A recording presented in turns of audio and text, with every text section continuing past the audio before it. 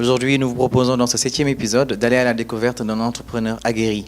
Il s'agit de M. Karim Ndoye que nous recevons et nous allons essayer de voir un peu quel a été son parcours. Il est très engagé pour l'environnement.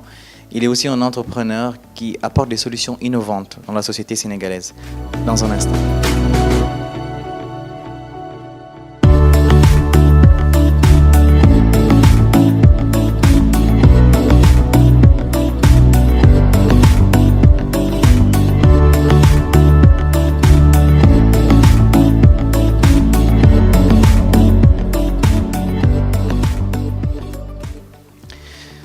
Monsieur Ndoye, bonjour et merci d'avoir accepté notre invitation. Bonjour Ismaël, tout le plaisir est pour moi. Merci beaucoup. Alors je vous permets de saluer les internautes de Influence TV et tout ce que nous suivent à travers l'internet. Aujourd'hui la première question qui me vient à l'esprit, c'est qu'aujourd'hui vous êtes à la tête de Supernova, qui est une agence de communication et qui fait d'autres activités. Aujourd'hui, si je vous pose la question, parce que je la pose à chaque fois que je rencontre un entrepreneur, parce que les raisons sont différentes. Je vous pose la question, qu'est-ce qui a animé votre envie de vous lancer dans l'entrepreneuriat? Ok, écoutez, parce qu'à un moment, je suis arrivé à un moment de ma vie où voilà, je trouvais qu'il fallait que je vole de mes propres ailes. Voilà. C'est-à-dire j'ai travaillé pendant 12 ans dans les agences de communication et également un peu dans l'imprimerie.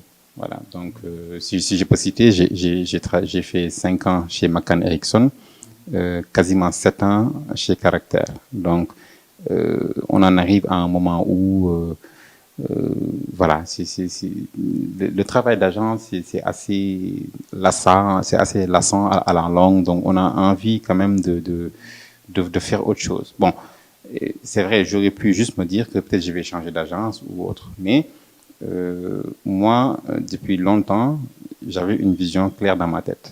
C'est-à-dire que j'étais destiné vraiment à monter une entreprise. Ça, c'était clair dans ma tête depuis des années. Et j'avais juré qu'après l'agence Caractère, je ne travaillerai plus jamais dans une autre agence. Donc, je vais me lancer. Bon, ça, c'est une chose. L'autre chose, c'est que je suis un homme de défis. J'aime les défis. Je suis comme ça. J'aime les défis. J'aime innover. C'est comme ça. Et puis, voilà, je pense que il faut aussi avoir confiance en soi-même. Voilà, à un moment, être conscient de son potentiel et oser. Il faut oser. Et puis, je pense que le terrain est assez vaste. Il y a encore beaucoup de choses à faire. Il y a à manger et à boire pour tout le monde. Mais très bien, autant dire que vous aviez déjà le virus de l'entrepreneuriat en vous. Et vous avez souligné quelque chose de très important, c'est les défis. En tant qu'entrepreneur, les défis représentent notre quotidien. Donc il était important de le mentionner pour les jeunes qui nous suivent et qui souhaitent se lancer dans l'entrepreneuriat. Vous avez entendu, le terrain est vaste. Donc vous êtes les bienvenus. Alors aujourd'hui, on va parler de Supernova. Aujourd'hui, quelles sont les activités de Supernova? Alors bon, Supernova est une agence de communication, mais pas tout à fait une agence de communication. Voilà. Supernova est plutôt un hub créatif. Voilà. Moi, je l'ai conçu comme un hub créatif. Bon, aujourd'hui, par exemple, dans ces locaux-là, il y a une autre société qui est là, qui est Wourslab. Wourslab qui fait de la production audiovisuelle. Voilà. Donc, moi, je suis dans la communication, dans tout ce qui est conception, design. Eux, ils sont dans la production audiovisuelle. Bon, moi également, je fais de la production, bien sûr. Vous fait également tout ce qui est motion design. Voilà, tout ce qui est motion design. Donc, aujourd'hui, voilà, donc Supernova, c'est un hub créatif qui regroupe des talents des métiers de la communication et de l'audiovisuel. Voilà.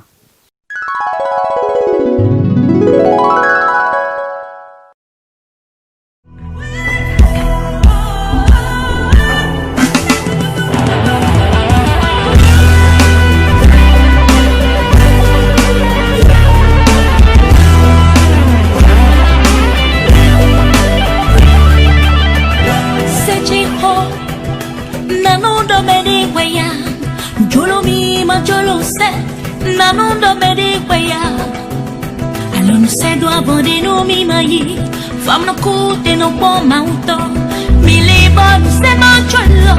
Azana soube dans colo. C'était Maya Cholua, oh. Depuis moi, nous menez l'homme, menez dans la gueule. C'était Maya Cholua, oh. C'était Maya Cholua, oh. Depuis moi, nous menez l'homme, menez dans la gueule. C'était Maya Cholua, oh.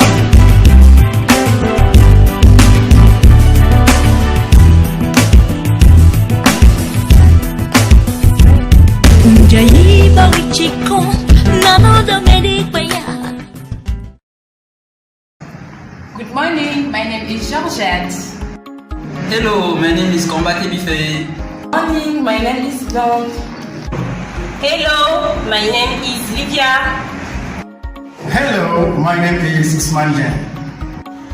Welcome to IBF. Envie de parler anglais? Rejoignez vite notre nouvelle session à IBF et découvrez un apprentissage inédit dans un environnement idéal.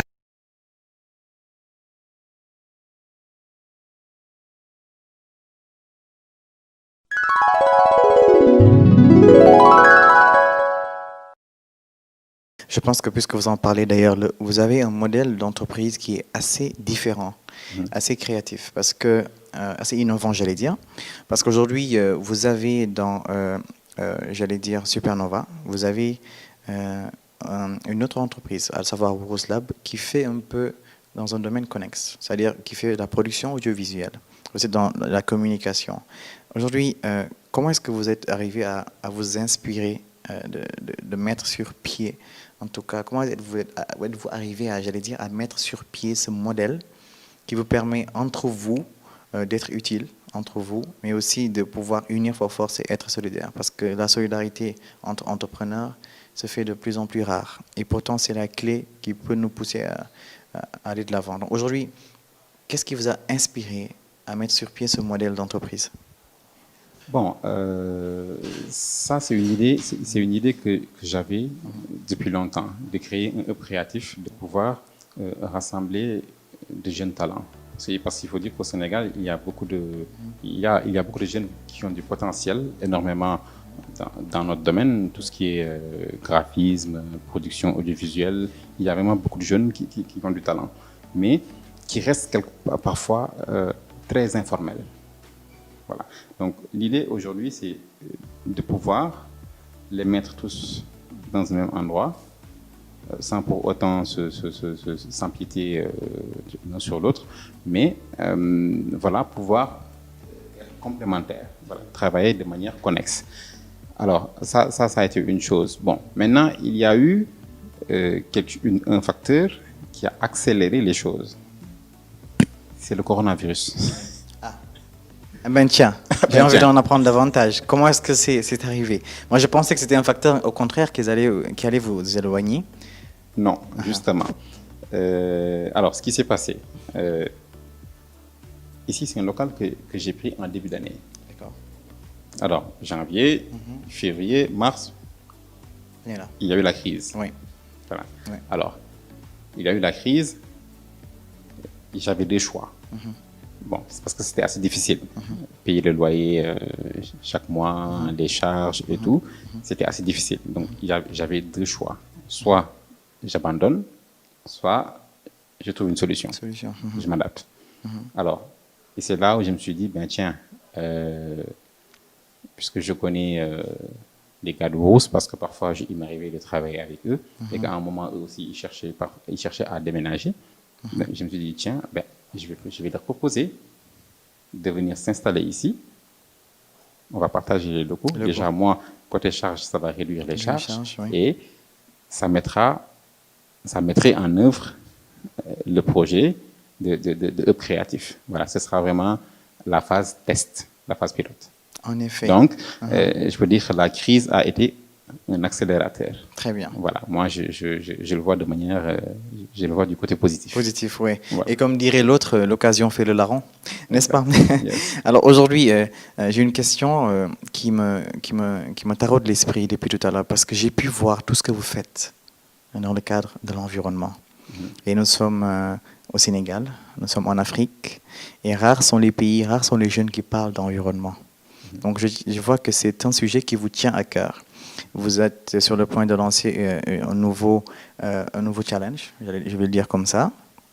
Donc, à savoir TARFES, qui est un concept assez innovateur. Donc, vous êtes de Rufisque, vous faites plein de choses pour l'environnement. Je vous ai vu, vous avez fait beaucoup de collaborations avec de grandes entreprises ici au Sénégal, comme la Sonatel et j'en passe. Aujourd'hui,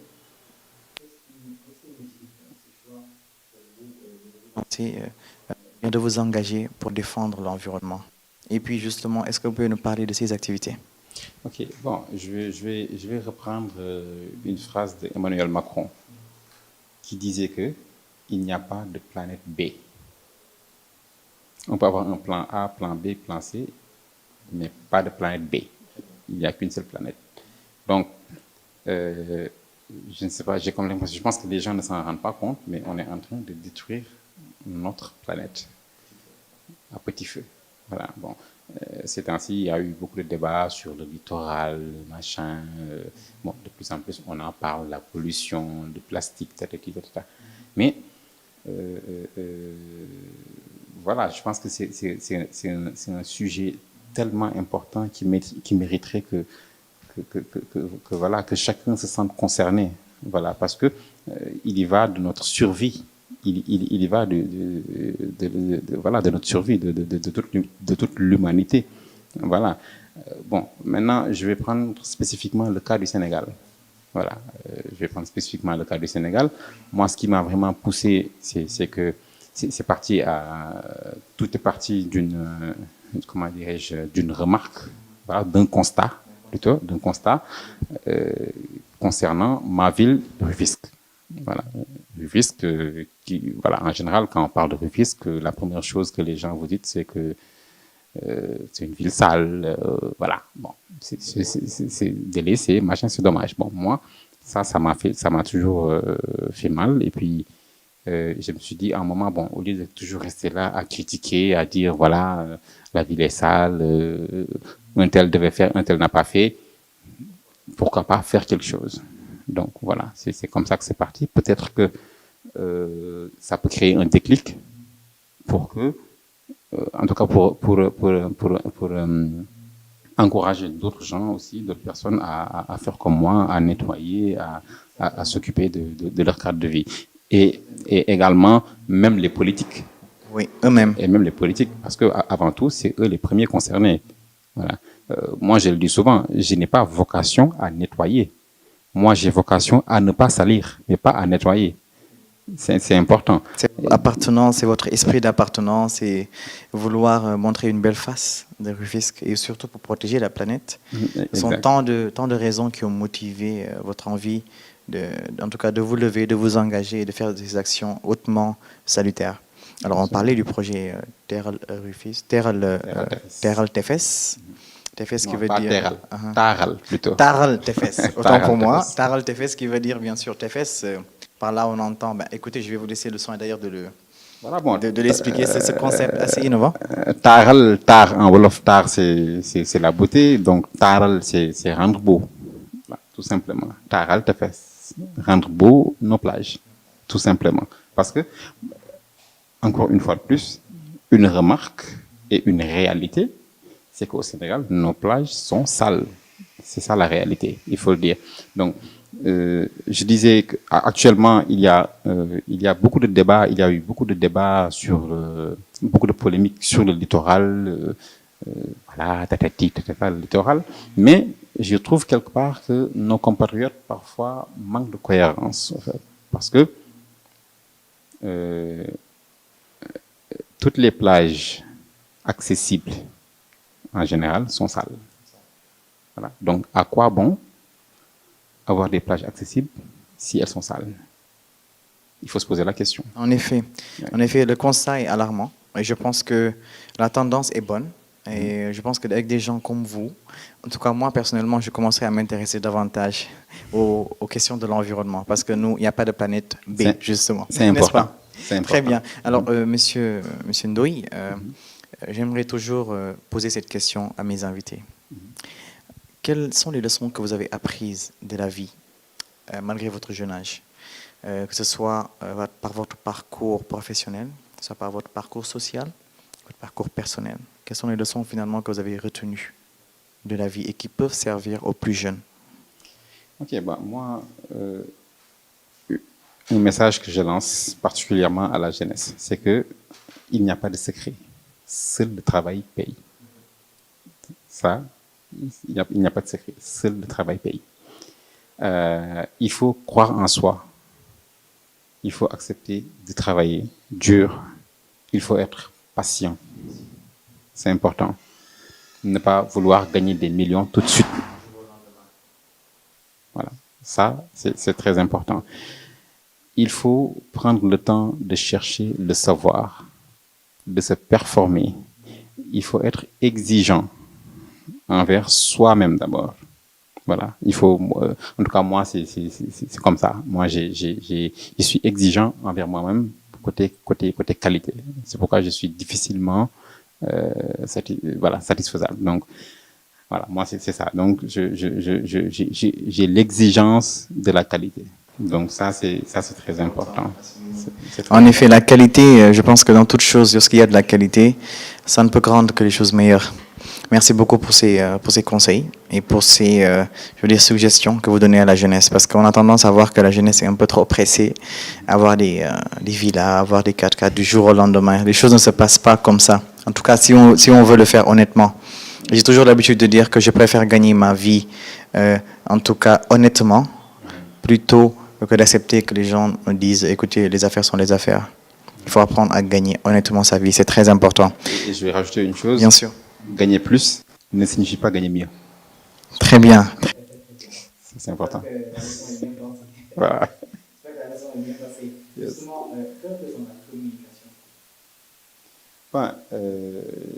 La communication, vous voulez parler du métier de la communication ou de la communication de manière générale? C'est une question équivoque. Bon, d'accord, bon, je vais répondre de manière globale. La communication, elle est primordiale dans toute chose, que ce soit dans le domaine professionnel, que ce soit en privé, dans un couple, dans une entreprise, en politique, dans le gouvernement. Partout, la communication est cruciale, elle est primordiale même, je dirais, elle est très importante. Bon, moi, maintenant parlons du métier, c'est avant tout une passion. Voilà. Nous, notre métier, c'est d'abord la passion, voilà, c'est la passion du beau, voilà, vouloir faire du beau, vendre du rêve. C'est un peu ça, hein. Nous sommes un peu, j'ai l'habitude de le dire, hein, nous sommes des vendeurs de rêves. Hein. Voilà, nous sommes des vendeurs de rêves, nous sommes des gens qui vont te transformer le cuivre en or. Ou bien, voilà, te donner du cuivre pour te dire que c'est de l'or. Voilà. Voilà, ça paye bien. Voilà, bon, voilà, donc c'est une passion chez moi. Bon, après, maintenant, voilà, ça va bien au-delà. La communication, c'est un métier aussi. C'est un métier, c'est un job. Voilà. Donc, voilà, en résumé, voilà, c'est ce que je peux dire. Voilà. Dans toute chose, il faut retenir que la communication, il est important d'avoir une bonne communication. Donc, je vais m'adresser aux entrepreneurs, aux chefs d'entreprise. Voilà, trouvez-vous des professionnels en communication. Yes. Exactement. Tout communique d'ailleurs. Tout communique. Le regard, les signes, les couleurs, les gestes. Tout communique. Excellent, excellent. C'est très très bien. Il est très engagé pour les causes de l'environnement ici au Sénégal. Il est aussi un entrepreneur et il est directeur général de Supernova, une agence de communication à Dakar. Alors, Monsieur Ndoye, juste la dernière question. Est-ce que vous aurez un message pour la jeunesse, pour les autorités? Un message, votre mot de la fin pour ceux qui nous suivent? Le message que je lance aux autorités, c'est de croire en cette jeunesse. Nous avons une jeunesse de valeur. Bon, on a vu tout dernièrement, durant la crise, il il s'est passé pas mal d'événements où on a eu à fustiger certains comportements, notamment des jeunes. Voilà, on a beaucoup parlé d'indiscipline, de maléducation et tout. Mais n'empêche, je crois que il y a une frange de la jeunesse qui a de la valeur, qui en veut, qui aime ce pays-là, qui ont envie de réussir, qui ont envie de faire des choses pour ce pays-là. Donc, c'est aux autorités de leur donner une chance. Voilà. Et surtout, d'investir dans l'éducation. Moi, je le dis, notre plus gros chantier, c'est l'éducation. Le mal de notre société, c'est l'ignorance. Et notre plus grand défi reste l'éducation. Ça, c'est un message que je lance aux autorités. C'est très important. Il faut investir dans la jeunesse parce que c'est l'avenir du pays, c'est l'avenir du continent. Voilà. Aujourd'hui, c'est inacceptable d'avoir une population majoritairement jeune à, je ne sais pas, peut-être 70%, 65%. Et aujourd'hui, en être à ce niveau-là, vraiment, c'est quand même inquiétant. Parce qu'aujourd'hui, quand on regarde le pays, quand on regarde Dakar, tous ces jeunes qui traînent, tous ces marchands ambulants, tous ces laveurs de voitures, toutes ces personnes, tous ces jeunes qui sont dans le secteur informel, voilà, parfois des gens comme nous qui sont là, tranquilles dans nos appartements, parfois on a tendance, voilà, à se plaindre, ouais, machin, les gars ils envahissent, machin. Bon, mais après, quand tu pars à l'intérieur du pays, c'est là que tu comprends, en fait. C'est là que tu comprends qu'il y a beaucoup de choses à faire. Donc, ces jeunes-là, voilà, ils sont limite peut-être un peu désespérés. Donc, raison pour laquelle, en fait, il n'y a plus rien dans leur village. Ils viennent à Dakar pour essayer de trouver quelque chose pour nourrir leur famille qui reste au village. Donc, on a également vu beaucoup de jeunes prendre des pirogues pour aller essayer d'aller en Europe. Ça, pour moi, c'est inacceptable, en fait. C'est inacceptable. L'Afrique a vraiment tout pour se développer. L'Afrique va se développer, ça, je n'en doute pas. Mais ce que je crains, c'est que l'Afrique se développe sans les fils de l'Afrique. Là, c'est un mal incroyable à résolver. Voilà. Et l'Afrique ne se fera que par sa jeunesse. Exactement. Et donc, que les gouvernants prennent les responsabilités, investissent dans la jeunesse. Il faut qu'ils aient confiance à leur jeunesse.